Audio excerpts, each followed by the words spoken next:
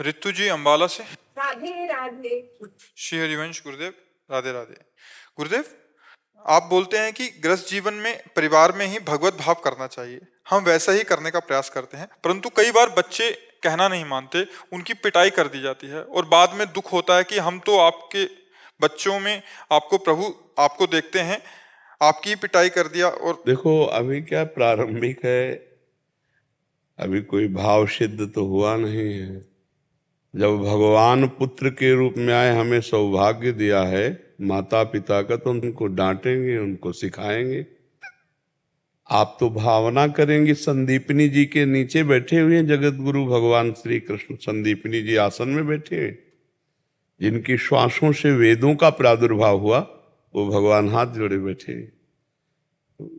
एक बार महाप्रभु चैतन्य देव जी के पिता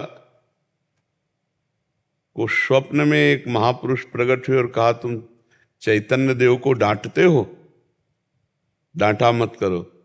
तो उनका डांटने की बात तो अलग रही, अगर उपद्रव करेंगे, उद्दंडता करेंगे, बाल रूप है ना वो, तो हम शपथ भी लगाएंगे। तो बोले, हमें जानना भी नहीं कि कौन है। जब मुझे सौभाग्य देने के लिए पुत्र रूप में आए हैं, तो हम वैसा ही व्यवहार करेंगे। जो हमें स्वांग मिला है, हम अपने स्वांग में रहें। हमें माता का स्वांग मिला है, तो हम शपथ भी लगाएंगे, दुलार भी करेंगे। तो उसमें पश्चाताप थोड़ी होना है, प्रभु है, भाव रखना है। अब जैसे मानो शिष्य रूप में सब महात्मा लोग ही तो हैं, पर हमें गुरु भाव दिया इन्होंने और शिष्य भाव इन पर है। तो अब जहाँ धर्म की जरा भी त्रुटि होने पर इनके लिए दंड विधान लागू हो जाता है। तो दंड विधान देने का अधिकार प्रभु ने मुझे स्वांग दिया, इसलिए दे रहे हैं। उसमें कोई पश्चाताप थोड़ी होता है कि अरे ये तो संत हैं, ये तो भगवान के स्वरूप हैं, हमने इनको नहीं, क्योंकि हमको स्वांग मिला है, गुरु का स्वांग दिया है। आप शिष्य रूप में आए हो, समझना है। नहीं ऐसे तो तुम परेशान हो जाओगी। नहीं, जहां हमें जो कर्तव्य मिला है, उस कर्तव्य का पालन करने के लिए हमें संभाल करके, विचार को संभाल करके। तो इसमें थोड़ी कि हम बेटे से कहें कि तुम तो भगवान हो, नहीं, पर अंदर भाव रखना कि प्रभु आप इनके रूप में है, पर मुझे माँ का स्वांग दिया है, तो प्रभु ऐसे ही लीला आपके साथ करूंगे। ये अंदर का बात है, बाहर थोड़ी उसको प्रभु बोलना है। अब इनसे थोड़ी कहते हैं कि आप तो भगवत स्वरूप हो, आपको कैसे डांटे। नहीं, मान लो कोई फिसल रहा है, तो फिसलने के पहले ही पकड़ ले कि फिसलने वाला है, पकड़ ले। तब तो अब गिर पड़ा, हाथ पैर टूट गए, फिर उठाओ तो फिर क्या फायदा, वो तो टूट ही गए हाथ पैर। तो ऐसे ही साधक को देखा जाता है कि जरा सा फिसलन हुई, तो ऐसे माता पिता अपने पुत्र, अपने परिवार, अपने समाज, हर जगह तो हम भगवत भाव करेंगे। लेकिन हमको क्या भाव मिला ये भी तो देखना है। मान लो टीचर है, अब विद्यार्थी को हे भगवान, तो फिर कैसे बने। नहीं, जरूरत पड़ी तो एक डांट लगाई, भाई आपको ये काम दिया था, इसे पूरा क्यों नहीं किया। ऐसे ही हर जगह मरीज है और उसकी जरूरत है कि ऑपरेशन करना है, तो भगवान उसमें है, पर चीरा लगाया जाएगा, बेहोशी का इंजेक्शन दिया जाएगा, दवा दी जाएगी। ऐसे ही हमको पूरा स्वांग करना है। हमें जो रोल मिला है वो हम परफेक्ट निभाएं। अगर हम चूक करेंगे तो भगवत भाव ही नहीं रह पाएगा, नहीं रह पाएगा। तो हमें चूक नहीं करना, हमें जो स्वांग मिला है, जो रोल मिला है, वैसे पूरा निर्वाह करना है। नारायण कुमार जी, राधे राधे। महाराज जी, आपके चरणों में कोटि कोटि नमन। प्रभु, इन सभी युगों की, सतयुग, त्रेता, द्वापर, कलयुग अपनी महिमा है और सभी युगों में इतना पाप नहीं होता था। हम इस कलयुग में कैसे बचें? तुम थे क्या? किसका प्रश्न है? जब राम जी त्रेता युग में अवतरित हुए ना, तो ऋषियों को जैसे कोई मुर्गे की हड्डी खा खा के नहीं रख देते, ऐसे ऋषियों की हड्डी के ढेर थे। कलयुग में तो कहीं नहीं सुना होगा कि महात्मा को जिंदा आदमी खा रहा है, नहीं सुना ना। त्रेता युग में भगवान राम ने पूछा, हड्डियां किनकी हैं? तो ऋषियों ने कहा, जान करके अनजान की तरह पूछते हो प्रभु, ये सब ब्रह्म ऋषियों की हड्डियां राक्षसों ने खाकर जमा कर दी। क्या कहोगे अब कलयुग को? कलयुग बहुत सम्माननीय युग है, इसे तुम समझ नहीं पा रहे। और युगों में मानसिक पाप का भी दंड नरक भोगना पड़ता था। कलयुग में मानसिक पाप का दंड नहीं है, जो शरीर से करोगे उसी का है। कलिकर एक पुनीत प्रतापा, और मानस पुण्य होए और नहीं पापा। मानसिक सोच लिया, पक्का विचार किया, कि कल वृंदावन जाएंगे और 500 संतों को भोजन पवाएंगे, और आप नहीं आ पाए, तो 500 संतों को भोजन पवाने का आपके पास पुण्य एकत्रित कर दिया कलयुग ने। कलयुग समयुग आन नहीं, जो नर कर विश्वास, गाय राम गुण गण विमल, भव बिन तरहि प्रयास। कैसी बात करते हो, कलयुग के समान कोई युग ही नहीं बच्चा। जो 10-10 हजार वर्ष तपस्या करने पर बात बनती थी, वो 24 घंटे नाम कीर्तन पर करने पर बात बन जाएगी। जय हो कलयुग की। कैसी बात करते हो बच्चा। जब हम पापाचरण करते हैं तो हर युग में कलयुग है, और जब हम भगवान का भजन करते हैं तो हर समय सतयुग है। आप बताओ कहाँ कलयुग है? यहां तुम्हें कलयुग दिखाई दे रहा है? तो कलयुग हिया है नहीं।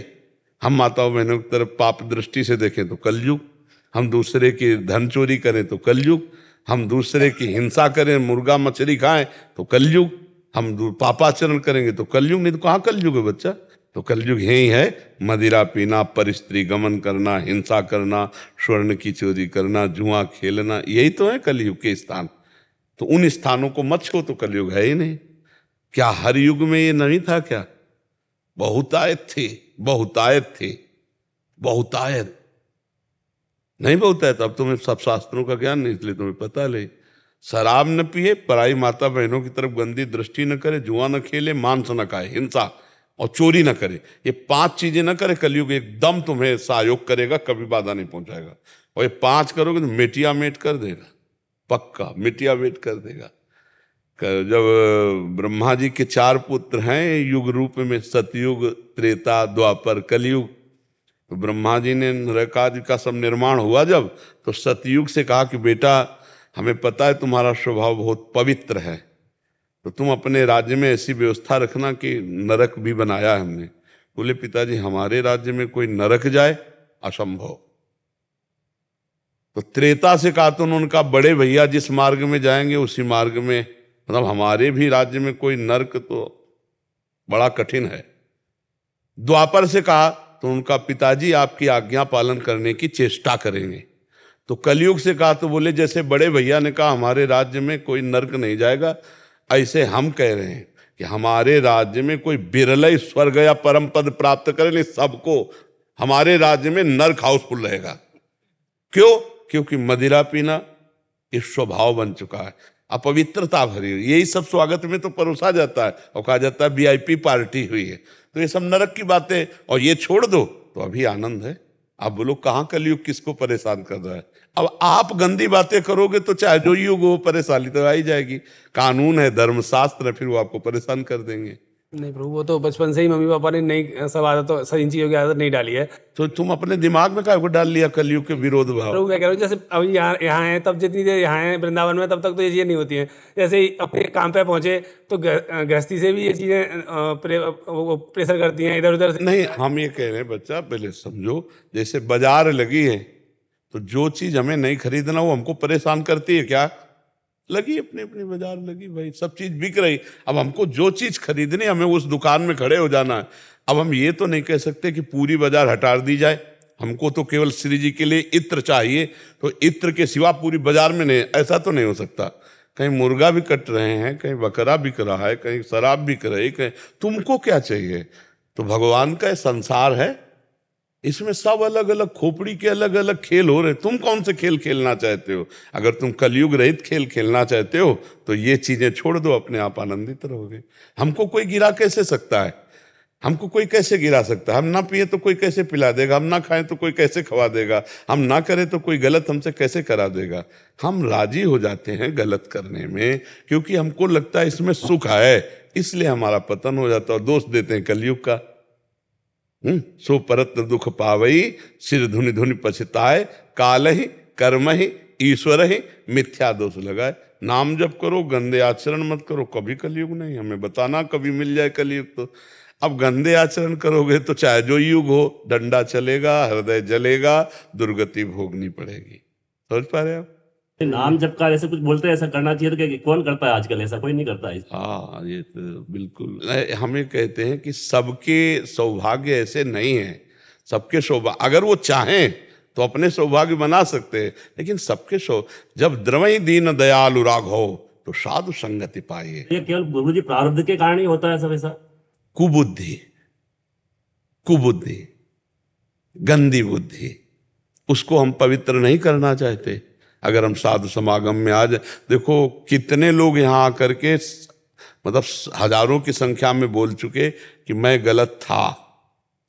आप किसी को गलत बोलो तो देखो बुरा लगता है ना उसको, वो सभा में बोल गया मैं गलत था, लेकिन जब से सत्संग सुना 1.5 वर्ष से 2 वर्ष से 6 महीने से मैं बिल्कुल सब छोड़ दिया हूं और राधा राधा जपता हूं। अब ये तो आया ना, भगवान कृपा किए, कभी साधु समागम भगवान कृपा करके उनको दिलाएं तो उनकी बुद्धि शुद्ध हो जाएगी। पर कुबुद्धि, रावण को विभीषण जी क्या कह रहे हैं कि सुमति कुमति सबके उर राहें, नाथ पुराण निगम अस कहां, और जहां सुमति तहां संपत्ति नाना, और जहां कुमति तहां विपत्ति निदाना। तो उर कुमति बसी विपरीता, तुम्हारे अंदर बुद्धि तुम्हारी भ्रष्ट हो गई, कुमति आ गई। तो आज हमारी समाज में बुद्धि भ्रष्ट हो रहे हैं, नहीं, व्यभिचार प्रवृत्ति, व्यसन प्रवृत्ति, गंदे आचरण की प्रवृत्ति ये बढ़ रही, इसे कुबुद्धि कहते हैं। अगर कुबुद्धि बढ़ जाए तो किसी भी युग में उसका नाश हो जाएगा। आप पूरे चरित्र पढ़ के देखो, क्या इसकी कुबुद्धि नहीं बढ़ गई थी? रावण की कुबुद्धि नहीं, और विद्वान था, कैसी कुबुद्धि बढ़ गई कि सर्वनाश पूरे परिवार का हो गया। तो कुबुद्धि कभी भी किसी भी युग में बढ़ सकती है। कुबुद्धि कंस की नहीं बढ़ गई, कितने ऐसे थे हुए जिनकी कुबुद्धि बढ़ गई और वो भगवान से द्रोह करने लगे। भगवान से ऐसा द्रोह कि भगवान को मारने के लिए कितने उपाय कर डाले। अब कुबुद्धि ही तो है, अब सुबुद्धि हो जाए तो भक्ति बन जाए, और कुबुद्धि हो गई तो वही राक्षस कहा गया, वही दैत्य कहा गया। तो इस समय क्या, जब तक हमें शास्त्र स्वाध्याय नहीं होगा, सत्संग नहीं होगा, तो कुबुद्धि तो बढ़ती चली जाएगी ना। सबके अंदर दोनों है। अब जैसे आप सत्संग सुन रहे हो तो कुबुद्धि को दबा के सुबुद्धि बढ़ रही, तो आपके विचार बदलने लगे। और अगर कुसंग मिल जाए तो सत्संग के विचारों को दबा के वो अपना प्रभाव दिखा देगी। कुबुद्धि अगर कुसंग बढ़ जाए तो वो बढ़ जाएगी और निर्णय गलत हो जाएगा। तो प्रायः सत्संग मिलना कठिन हो रहा है। सत्संग बड़े भाग्य से मिलता है। सुत दाराधन लक्ष्मी पीयू के घर होए, संत समागम हरि कथा तुलसी दुर्लभ दोए। भगवान के भक्तों का संग करना, भगवान की कथा नाम जप, ये दुर्लभ बातें हैं। पाप तो रुपया पैसा पुत्र परिवार, ये तो घोर पापियों के पास भी है। तो बुद्धि शुद्ध होना कठिन बात है। ये सारा खेल बुद्धि का है। जब हमारी बुद्धि भगवान से विमुख होगी तो ऐसे ही आचरण करेगी। भगवद विमुख बुद्धि कभी सत्कर्म का विचार नहीं करती, वो असत चेष्टाएं करती है। हमें तो बड़ा लगता है कि लोगों के हृदय कितने कठोर हो गए हैं। मान लो किसी माता बहन के फिर ऐसे मार देना, या उनके आभूषण आदि, अब अपने कहीं काट के देखो जरा से कैसा लगता है ऐसे। अब ऐसे पकड़ा खींचा चैन, मुंह भरा गिरी, कितना घसीटते हुए जा रहे, मतलब क्या क्या, ये कितना हृदय कठोर हो गया, कितनी कुबुद्धि आ गई। थोड़ी भी दया नहीं कि अगर ये इसकी जगह मेरी बहन होती, ये भी तो किसी की बहन है, अगर मेरी माँ होती इसके, पर वो विचार ही नहीं है। कुबुद्धि में विचार नहीं होते, सुबुद्धि में विचार होते हैं। कुबुद्धि में जो विचार भी होते हैं वो गंदे ही होते हैं। बोले गंदे विचार वाला आदमी है, उसके विचार जो होते हैं वो कुबुद्धि के द्वारा दिए हुए हैं। अब भगवान कृपा करे, सत्संग मिले, नाम जप करे तो बुद्धि पवित्र हो। बुद्धि पवित्र हो तो उसके विचार पवित्र हो, उसके आचरण पवित्र हो। तो हमारे समाज में जो कुविचार बढ़ते चले जा रहे हैं, इन्हीं को ठीक करना लक्ष्य है। ये जो सत्संग होता है, एकांतिक होता है, जो संत महात्मा जन प्रवचन करते हैं, उसका उद्देश्य यही है। अगर धन आदि का उद्देश्य न रखा जाए, वैसे केवल समाज हित के लिए किया जाए, तो ये निश्चित समाज का परिवर्तन करती है, समाज को सुबुद्धि प्रदान करती है। जी। स्वामी हरिहरानंद जी महाराज, महाराज जी चरणों में प्रणाम। महाराज जी, साक्षी भाव का ज्ञान होने पर भक्ति श्रेष्ठ है या पहले भक्ति में पर ज्ञान श्रेष्ठ है? उपासक की रुचि विशेषता इसमें काम करेगी। एक दूसरे को लघु या श्रेष्ठ का विषय नहीं है। स्थूल शरीर, सूक्ष्म शरीर, कारण शरीर, इनको गुरु प्रताप से वेदांत के द्वारा पवित्र की हुई बुद्धि के द्वारा तीनों का राग त्याग दे, अपने स्वरूप में स्थित होने के लिए साक्षी भाव से वो तीनों को पहले बाधित करता रहता है। स्थूल की क्रियाएं, सूक्ष्म का चिंतन और स्वभाव के प्रभाव, सतोगुणी, रजोगुणी, तमोगुणी, ये तीनों मेरे नहीं हैं, इसका वो साक्षी दृष्टा मात्र है। अब इस भाव से धीरे धीरे धीरे धीरे चिंतन शून्य हो जाना, तो जो बचा वो अपना स्वरूप बचा। और इसी तरह भक्ति में भी है, मानी बात कि परब्रह्म परमात्मा हमारी जो आत्मा स्वरूप है वो भगवान। अब उनका नाम रूप लीला गुण चिंतन करते हुए इसमें तदात्म भाव से चिंतन, इसमें साक्षी भाव नहीं होता, भक्ति में साक्षी भाव नहीं होता, इसमें तदात्म भाव होता है। इतना तदात्म भाव होता है कि मैं का विस्मरण हो जाता है। जैसे ज्ञान में इतना आत्मस्वरूप में रति हो जाए कि समस्त तू का विस्मरण हो जाए। तू शब्द है ही नहीं सृष्टि में, केवल मैं ही मैं है। अब वो तो ब्रह्म स्वरूप में स्थित हो गया। और भक्ति में मैं का विस्मरण है, मैं कौन हूं इसका विस्मरण इतना तन्मय हो गया प्रभु में कि ब्रह्म नहीं, माया नहीं, नहीं जीव नहीं काल, अपनी ही सुदिना रही, एक रहे नंदलाल। एक इष्टा कर, सवाल हल होगा एक में ही। अब भक्ति से शुरू हुआ, मैं का देहात्म भाव का विस्मरण हुआ, जो आत्मस्वरूप प्रभु हैं वो उसमें तन्मय हो गया। तो बच्चा तो एक ही, मैं हटा तो जिसे हम तू मानकर आराधना कर रहे थे वही परमात्मा मैं हो गया, जानत तुम्हें तुम्हें हो जाए। और भक्ति में जिस समय भगवत साक्षात्कार होता है तो दो कार्य होते हैं, भगवान से प्रेम और अपने स्वरूप का बोध एक साथ होता है। मम दर्शन फल परम अनुपा, जीव पाव निज सहज स्वरूपा। अब ज्ञान में वही जो श्री कृष्ण प्रेम है, भगवत प्रेम है, वही आत्मरति होती है।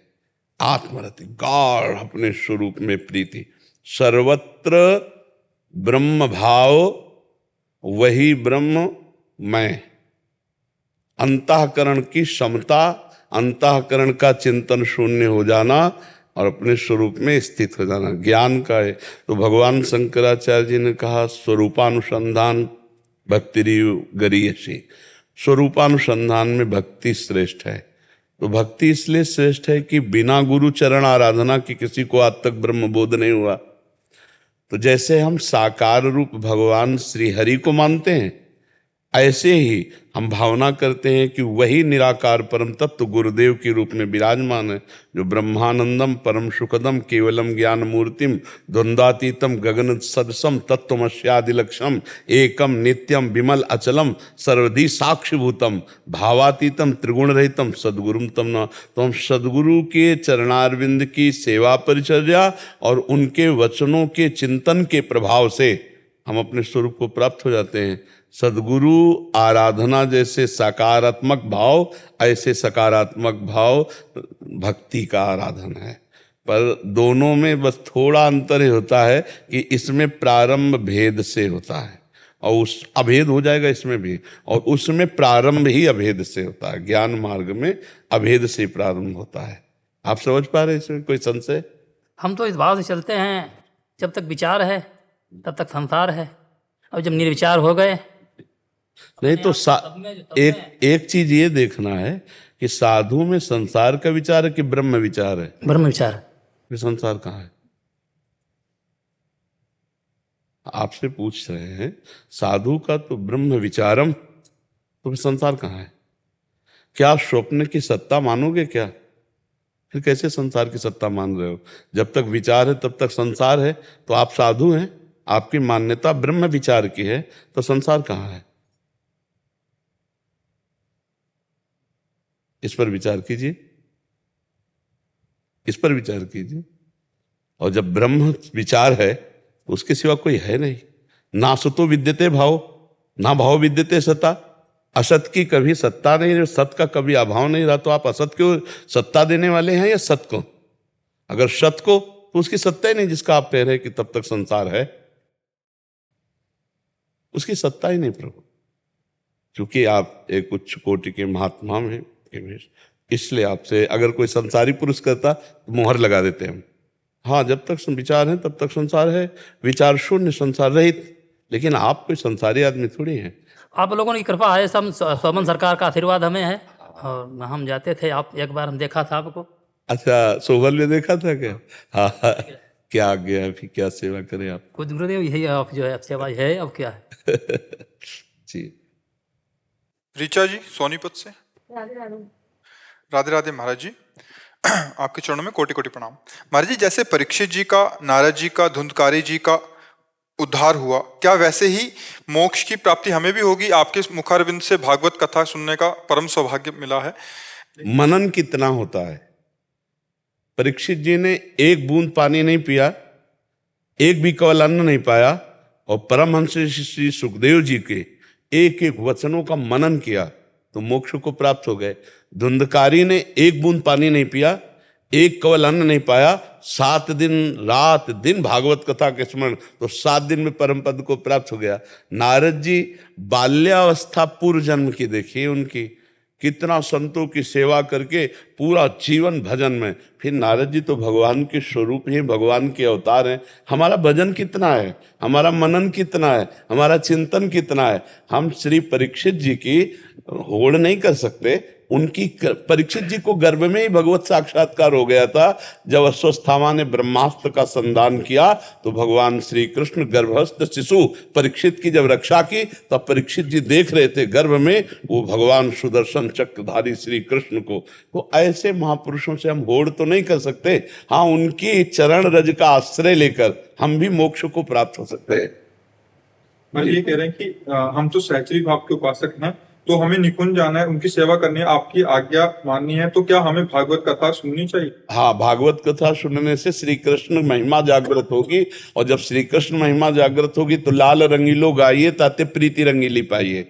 लालजू इतने महामहिम हमारी प्यारी जू के सामने हाथ जोड़े खड़े हैं, इस बात से हमारी छाती फूलेगी। लालजू हैं कौन, पहले पता होना चाहिए। इसीलिए प्रथम सुने भागवत भक्त मुख भगवत बानी। पहला हमारा साधन है गीता जी, भागवत जी खूब श्रवण करें, जिससे हम भगवत तत्व को जानें, तब हम प्रेम तत्व की तरफ बढ़ें। प्यारी जो प्रेम तत्व हैं, प्रेम तत्व को तभी जाना जा सकता है जब पहले भगवत तत्व को जाना जाए। अगर हम भगवत महिमा नहीं जानेंगे, भगवत तत्व नहीं जानेंगे, तो हम प्रेम कैसे जान पाएंगे? भगवत प्रेम तो तभी जानते हैं जब इतने महान भगवान हमारे प्रीतम हैं, हमारे सखा हैं, हमारे सुहृद हैं, या हमारी स्वामिनी हैं, हमारे स्वामी हैं युगल सरकार। प्रिया प्रीतम की यदि महिमा नहीं पता चली, उनके ब्रह्म स्वरूप का ज्ञान नहीं हुआ, तो फिर भक्ति में फिर रंग नहीं आएगा। ज्ञान के बाद जो विस्मरण है मैं और सबका, केवल मेरे प्रीतम, वो रसमय है। पहले द्वैत से अद्वैत और अद्वैत का प्रेमाद्वैत, ये भक्ति का स्वरूप है। ज्ञानी द्वैत से अद्वैत में स्थित होकर मोक्ष को प्राप्त हो जाता है, पर प्रेमी यहाँ टिकता नहीं है। वो प्रेम भाव को स्वीकार करने के कारण द्वैत से शुद्ध अद्वैत और अद्वैत से उसी में खेलना। रसो या परमानंद एक एव द्विधा सदा, श्री राधा कृष्ण रूपाभ्यम तस्मै तस्मै नमो नमः। जो रसमय परमानंद में परब्रह्म परमात्मा है, जिसे वेद कहता है रसो वैसा हरिवाम लब्ध्वा, जो रस स्वरूप परमात्मा उसको जो प्राप्त होता है वो आनंदमय हो जाता है। तो वही परमात्मा खेल के लिए राधा और कृष्ण के रूप में, प्रिया प्रीतम के रूप में। तो जब तक हमें ज्ञान नहीं होगा तब तक हमें प्रिया प्रीतम में रति कैसे? बिन जाने न होए प्रतीति और बिन प्रतीत होए नहीं प्रीति। तो इसीलिए हमें भागवत सुनना चाहिए, गीता सुनना चाहिए, संतों के वचन सुनने चाहिए। अब हमारी गति जहाँ है उधर हम चलेंगे प्रिया प्रीतम की तरफ, तो अपने आप मोक्ष नहीं होगा। थोड़ा भी द्वैत स्वीकार करने वाले का मोक्ष नहीं होता, थोड़ा भी किंचन मात्र मोक्ष। तो प्रेमी जन मोक्ष ना प्राप्त करके भगवान के प्रेम को और भगवान के धाम सेवा आदि को प्राप्त करते हैं। और ज्ञानी जन किंचन मात्र द्वैत है ही नहीं, तो स्वीकार क्या करे? वो अद्वैत स्थिति को प्राप्त अपने स्वरूप में मुक्त हो गया। क्योंकि मुक्त था, मुक्त है, मुक्त रहेगा, केवल माना हुआ उसका जो बंधन है। जैसे महाराज जी कह रहे थे, विचार, जब तक विचार हैं तब तक जीवत तो है, तब तक जगत है। वो तो आपके लिए उत्तर दिया था, जैसे लौकिक विचार। तो जब तक विचार हैं और संसार का अस्तित्व तो है, तब तक जीवत तो है। जीवत तो है तो फिर संसारी है, वो कहाँ मुक्त कहाँ हो सकता है? तो इन्हीं विचारों को भगवद विचार में, इन्हीं विचारों को परमात्मा स्वरूप करने के लिए हम निरंतर नाम जप करें, भगवत लीला सुने, भगवत लीला कथा का गायन करें, भगवान की सेवा करें, गुरुजनों की सेवा करें, संतजनों की सेवा करें, माता पिता परिवार सास ससुर सबको भगवान का स्वरूप मान के सेवा करें, मुक्त हो जाएगा, वो भगवत स्वरूप हो जाएगा। अगर हम प्रपंच करेंगे, इधर उधर की बात करेंगे, पापाचरण करेंगे तो हृदय मलिन रहेगा, फिर हमको हमारी दुर्गति हो जाएगी।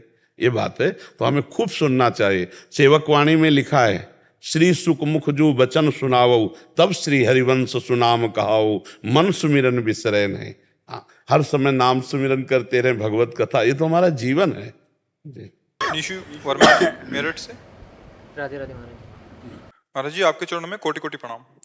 महाराज जी आपके श्रीमुख से सुना है कि निरंतर नाम जप के लिए हम व्यवहार में किसी से बात करते हुए उसके चेहरे पर नाम जप या नाम लिखने का प्रयास करें। श्री जी कृपा से हम प्रयास तो करते हैं, परंतु किसी गूढ़ बात पर चर्चा करते हैं तो नाम छूट जाता है, और नाम लिखने और देखने का प्रयास करते हैं तो उस बात को हम समझ नहीं पाते। महाराज जी हाँ इसका चलो, अभ्यास कैसे पुष्ट इसको अगर उस किसका प्रश्न है, अगर उस समय हम भूल जाते हैं तो उस समय हम चर्चा क्या करते होते हैं, ये ध्यान देने का विषय है। यानी जैसे व्यापार में कोई चर्चा चलती रहती है उसकी। हाँ, व्यापार में तो जब तक हम अपने नाम जो जप कर रहे हैं या प्रभु का जो चिंतन कर रहे हैं, जो आप बताए, उससे बढ़कर कोई लाभ प्राप्ति की बात होगी तो ही भूल जाओगे, नहीं भूलोगे। आप हमारी बात पर भी ध्यान दीजिए। जब हम प्रभु से बढ़कर किसी को देखते हैं, व्यक्ति को, वस्तु को, स्थान को, तभी तो भूल गए। उससे बड़ा कोई आया, उससे बड़ा स्वाद आया, तभी तो भूल गए। मान लो हम भोजन में भूल गए प्रभु को, तो भोजन बड़ा हुआ प्रभु से। तुम्हारे हृदय में अभी भोजन का महत्व अधिक है, तभी भूल गए प्रभु को। रुपया को देखा, प्रभु को भूल गए, तो प्रभु का महत्व कम हो गया, रुपया का अधिक हो गया। जब त्रिभुवन की राज्य लक्ष्मी देने पर आधे पल के लिए भी प्रभु को ना भूले, उसे माँ भागवत कहते हैं, उसे भक्तजन कहते हैं, त्रिभुवन की राज्य लक्ष्मी। तो जब हम व्यापार की बात करें तो अंदर हमारे एक चिंतन है कि सबसे बड़े महत्व महिमा श्री भगवान के स्मरण की है, तो हम स्मरण नहीं कर पा रहे, पर अंदर ही अंदर हमारे दिमाग में जो छाया हुआ उसे भजन कहते हैं, उसे सूक्ष्म स्मृति कहते हैं। जैसे अभी आपको 10 मिनट में मथुरा पहुंचना है, अब आपसे कितने प्यार की बात करें, भगवान की बात करें, लेकिन अंदर अंदर जो आपकी घसीटन होगी मथुरा की तरफ, कब छोड़ें महाराज, मैं भागूं, कहीं हमारी ट्रेन न छूट जाए, ऐसे ऐसे भक्त का भजन होता है। जैसे 4 सखियां ब्रजवासिनी मटके के ऊपर मटका रख करके चलती हैं, बात करती हैं, एक हाथ में रस्सी बाल्टी है, और ऐसे अगर जरा से हिल जाए तो पूरा मटका नीचे आ जाएगा। तो रसखान गोविंद ने यूं भजिए जो नागरी को चित्त गागर में, वो बात कर रही, हंस रही, चल रही, लेकिन उसकी पूरी आंतरिक चित्तवृत्ति एकदम अलर्ट, सावधान। अगर खोपड़ी का जरा सा बैलेंस बिगड़ा तो सब मटकी नीचे आ जाएंगी। जैसे ड्राइवर गाड़ी चलाते हुए, बड़ा गूढ़ विषय गाड़ी चलाना है, अगर चूक गया तो खुद मरा, दूसरे को मार दिया। बात करता है, हंसता है, हो सकता है व्यसन करता हो तो बीड़ी भी पीता जा रहा है, लेकिन उसकी आंतरिक और बाह्य दृष्टि केवल अपने लक्ष्य पे है। ऐसे ही हम व्यापार करते हुए भी, युद्ध करते हुए भी, किसानी करते हुए भी हर समय भगवत भजन कर सकते हैं। माम निस्मर युद्ध च, भजन का मतलब समझते हो, आंतरिक महत्व बुद्धि। अगर आंतरिक महत्व बुद्धि भगवान और परमात्मा में है तो हम हर समय बात करते हुए भी उसी में स्थित हैं। हम चलते फिरते, खाते पीते, सोते जागते, हर समय परमात्मा में स्थित हैं। उस समय आपका महत्व व्यापार में हो गया पूरा का पूरा। तो आंतरिक की स्थिति में एक जलन होती कि नहीं कि भगवत विस्मरण हुआ, बाद में होती। तो वर्तमान में होना अगर शुरू हो जाते, स्मरण अभ्यास करते रहो, जब वर्तमान में कि छूटने ना पावे, तो हम बात भी करते रहेंगे, हमारा स्मरण भी चलता रहेगा। जैसे हम आपसे बात कर रहे हैं, लेकिन हमारा दिमाग जो है पूरा वो अपने लक्ष्य पे है, तो लक्ष्य की बात कर रहे हैं।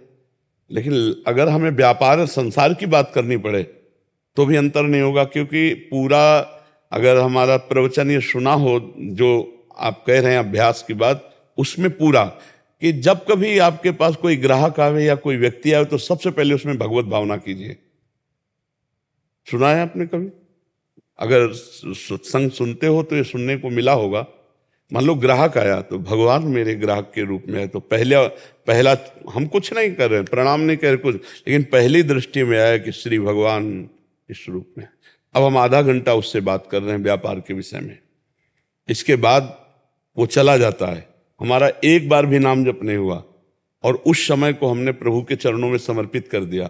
ये भजन है, ये कर्म योग है, ये कर्म समर्पण हो गया, तो वो भी भगवान की ही प्राप्ति करवाएगा। अच्छा महाराज जी, जैसे थोड़ी बहुत देर मतलब नाम नहीं चलता, जैसे वो व्यक्ति गया उसके बाद मन में ये विचार आता है कि भजन तो छूट गया, लेकिन यहाँ तक की चर्चा श्री जी के बस हो गया, हो गया, वो हो गया, वो हाँ, वो भगवत समर्पित समय हो गया। और उसका फल इसी जन्म में भी आपको देखने को मिलेगा कि हर परिस्थिति में आपका भगवत विस्मरण नहीं होगा।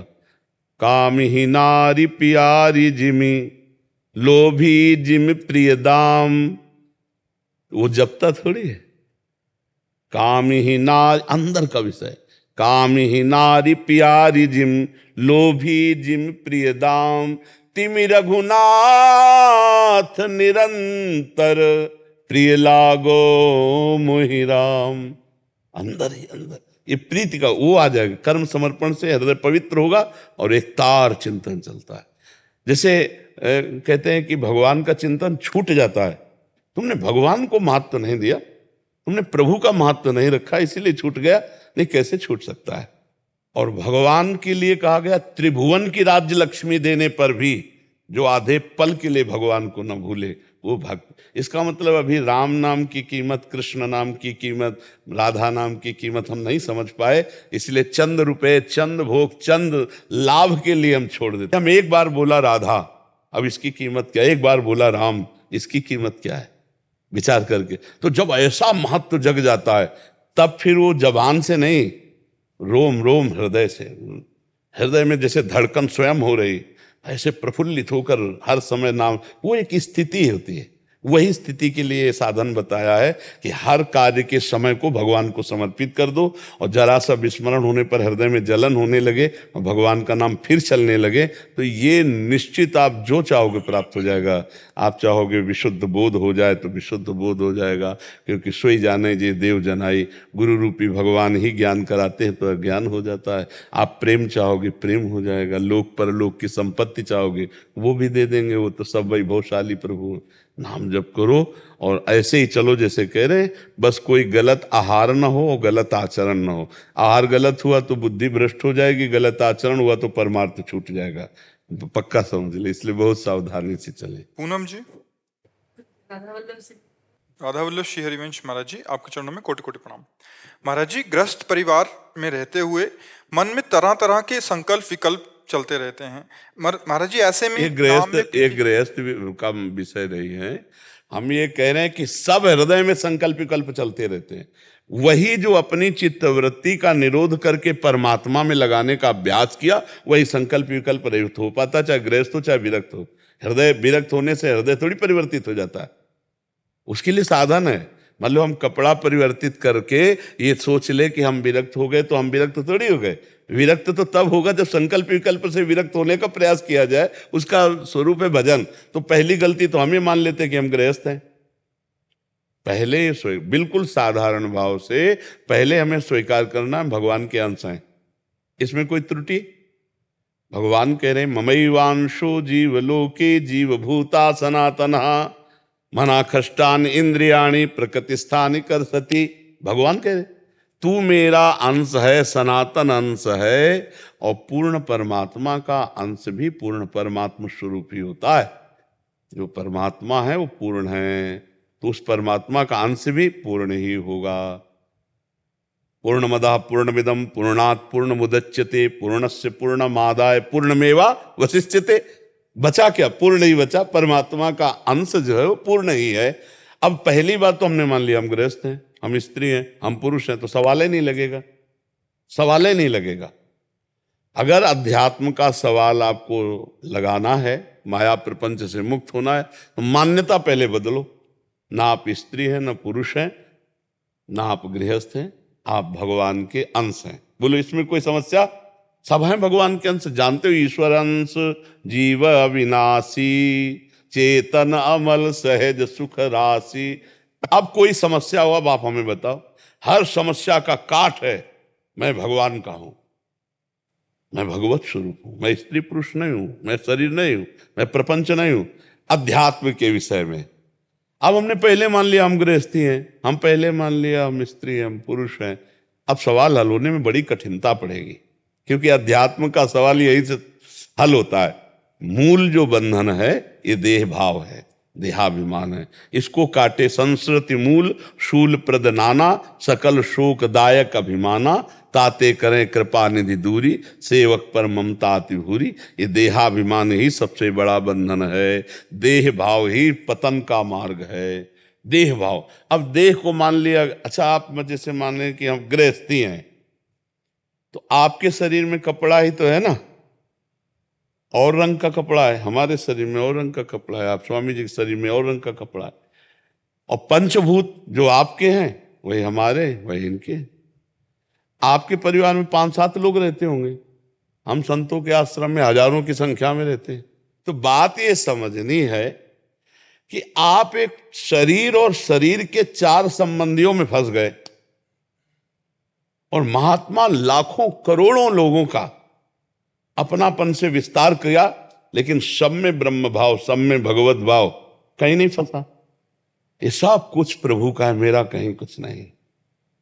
ये शरीर प्रभु का, ये लीला प्रभु की, ये सब का, ये सब प्रभु का है। तो जो हम भी हैं वो भी प्रभु के तो अंश, बिल्कुल सरल भाव में कह रहे, भगवद अंश है ना। अब समस्या क्या है कि हमने प्रभु को भूल करके, इसको अपना मान करके, इसके संबंधियों को अपना मानकर इतना पक्का सत्यभाव हो गया कि अगर प्रभु की बातें भी सुनते तो लगता अगर भगवान है तो कृपा करें हमारा लड़का बच्चा पर। यही भगवान की प्रचंड माया है। मैं और मोर तोर तय माया, जेह बस कीन्हे जीव निकाया। अगर ये हम बात समझ जाए तो फिर ये समस्या नहीं रहेगी कि गृहस्थी में बहुत से संकल्प विकल्प किसके नहीं होते। जो महात्मा भजन परायण है, निरंतर चित्त वृत्ति को रोककर परमात्मा में लगा रहा है, वही संकल्प विकल्प रहित है। नहीं, पूरी दुनिया, पूरी सृष्टि संकल्प विकल्प में फंसी हुई है। ये थोड़ी कि विरक्त हो गया तो संकल्प विकल्प रहित हो गया। असली विरक्त जो हो गया अंदर से, देह भाव से, क्योंकि जितने संकल्प होते हैं देह को लेकर होते हैं। खाना पीना, सोना जागना, नाम कीर्ति, यश प्रतिष्ठा, लोक परलोक, कल्याण, सब इसी को लेकर तो होते हैं। अगर इसी का राग खत्म हो जाए तो वो जीवन मुक्त है, उसको न मोक्ष की चिंता है, न उसको कल्याण की चिंता है, और न उसको शरीर की चिंता, क्योंकि जानता है शरीर प्रारब्ध के अनुसार है। जैसे सारा ब्रह्मांड चल रहा है ऐसे ये चल रहा है। अच्छा, आप क्या है कि ये समझ नहीं पा रहे। आपको लगता है कि अगर हम नहीं चलाएंगे तो फिर कैसे चलेगा परिवार। तो अच्छा बताओ, अगर अपना शरीर अभी पूरा हो जाए तो परिवार के सब भूखे मर जाएंगे क्या? नहीं मरेंगे। ऐसा नहीं होता। भगवान सबका भरण पोषण करते हैं, केवल हम अहंकार के कारण संकल्प विकल्प करके परेशान होते हैं। सच्ची वाणी है वो। अब हम कैसे तुम्हें समझाए।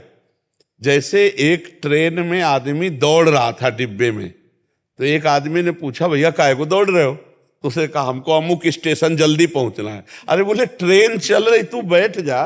ट्रेन चल रही, तू शांत बैठ जा। ऐसे यंत्रारूढ़ान मम माया, भगवान की माया के यंत्र में आरूढ़ यह आप नाच रहे, आपको समझ में नहीं आ रहा। उमादार जोशित की नाई, सबई नचावत राम गोसाई है। हाँ, सबई नचावत। जैसे पर्दे के बाहर वो कठपुतली नाचती है ना, तो अपने लोग कहते हैं हाँ बहुत अच्छा बहुत अच्छा, लेकिन वो बिल्कुल नहीं नाच रही।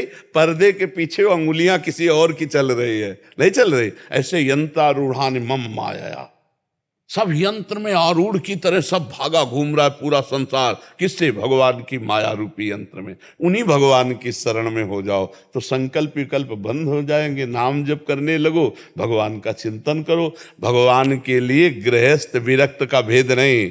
सब मम प्रिय सब मम उपजाए, भगवान नहीं कहते? एक जगह कहा, सब पर मोरी बराबर दाया। सब पर मैं बराबर। लेकिन अब जो भगवान का भजन करेगा वो भगवदानंद को प्राप्त होगा। जो विषयों का संकल्प विकल्प करेगा वो दुर्गति को प्राप्त होगा। भगवान की दृष्टि में समूहम सर्वभूतेषु, वो बराबर सबसे प्यार करते हैं। तो समझ में आया किसका प्रश्न था? हाँ, तो गृहस्थी विरक्ति का भगवान की दृष्टि में भेद नहीं, वो तो अपने लोग माने बैठे हैं, इसीलिए है। बड़ा विचित्र खेल है। खूब नाम जप करो, जितना बन जाए उसी में आनंद है। कवरदारी विठ्ठल श्री ज्ञानदेव तुकाराम पंढरीनाथ भगवान की जय, ज्ञानेश्वर महाराज की जय। बैठो बैठो बैठो, एक मिनट बैठो। बहुत सुख मिला। लाओ सबको सफेद वस्त्र धारण कर सबको दे। खूब नाम, निरंतर नाम, कभी कीर्तन नाम, कभी सुमिरन नाम, कभी ध्यान का नाम। नाम बल से ही श्री तुकाराम जी महाराज सदैव परम धाम गए। नाम का प्रताप देखो। इस देह से इस लोक को त्याग करके भगवत धाम देह सहित जाना, ये बहुत कुछ ही महापुरुष हुए ऐसे जो सदैव भगवत धाम गए, नहीं तो सबको देह यहाँ त्यागना पड़। नाम का मोह, जहाँ चरण रख देते तुकाराम जी महाराज, वहाँ भूमि विठ्ठल विठ्ठल बोलते थे। नहीं, जनाब के कंडे से निकलता था विठ्ठल विठ्ठल विठ्ठल। नाम ही सब कुछ है। महाराष्ट्र तो नाम जापक शूरवीरों की भूमि कह सकते हो आप। जैसे युद्ध में शूरवीर होते ना, ऐसे नाम जापक शूरवीर। हर परिस्थिति में निरंतर नाम जब किसी के हड्डी हड्डी से निकल रहा है, विठ्ठल विठ्ठल राम कृष्ण हरि। किसी के स्पर्श कर दे तो निकल रहा जड़ पदार्थों से, जड़ वस्तुओं से भगवान नाम ईश्वरित होला। आप देखो नाम का प्रभाव यहाँ जिह्वा पे नहीं चल रहा, और वो महापुरुष जड़ वस्तुओं को छू दिए तो उससे नाम चल रहा है। नाम, धन्य है उनका जीवन जो नाम में अपने जीवन को समर्पित कर दिए। उठते बैठते चलते फिरते जिह्वा से हृदय से नाम चल रहा है, जीवन धन्य हो गया जी। महाराज जी श्री विठ्ठल भगवान का माला लाया है। बहुत बहुत बहुत बहुत कृपा, बहुत हाँ, बहुत कृपा, बहुत कृपा। लो पहला जय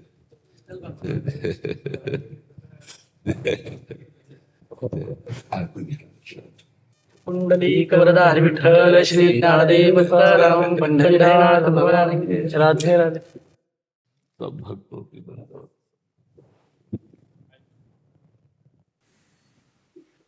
राधा राधा राधा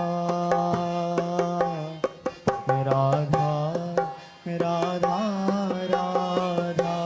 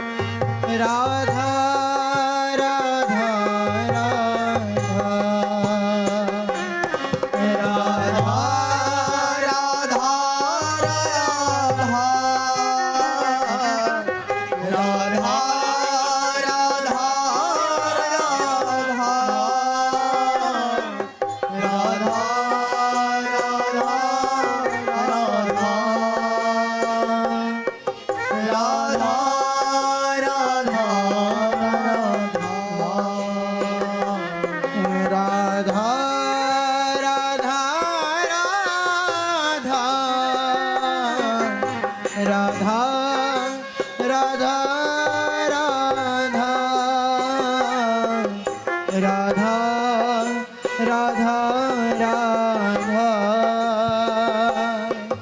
राधा